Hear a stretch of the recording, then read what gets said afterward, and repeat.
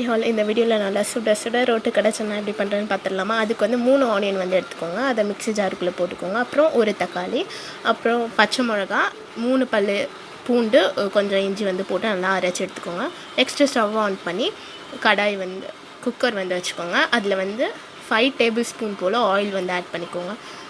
இப்போ அதில் வந்து அந்த பிரியாணி இலை, அப்புறம் பட்டை, ஏலக்காய் வந்து போட்டுக்கோங்க. நெக்ஸ்ட் வந்து நம்ம அரைச்சி வச்சதை உள்ளே வந்து சேர்த்துட்டு எவ்வளோ உங்களுக்கு எவ்வளோ கிரேவி உங்களுக்கு வேணுமோ அவ்வளோ வந்து தண்ணி வந்து ஆட் பண்ணிக்கோங்க. இப்போ அந்த சன்னா வந்து போட்டுக்கோங்க. இப்போ வந்து தேவையான அளவு மஞ்சள் பொடி, அப்புறமேட்டு காரத்துக்கு வந்து ஆல்ரெடி நம்ம பச்சை மிளகா போட்டிருக்கனால கொஞ்சம் பார்த்து ஆட் பண்ணிக்கோங்க. அப்புறம் உப்பு போட்டு குக்கரை மூடி வச்சுடுங்க.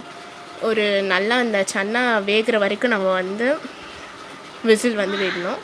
அவ்வளோதான், முடிஞ்சிச்சு. இதை நீங்கள் சப்பாத்திக்கும் வச்சு சாப்பிட்லாம், இல்லை இந்த மாதிரி கூட மேலே வந்து ஆனியனாக ஸ்ப்ரிங் பண்ணிவிட்டு சாப்பிட்லாம்.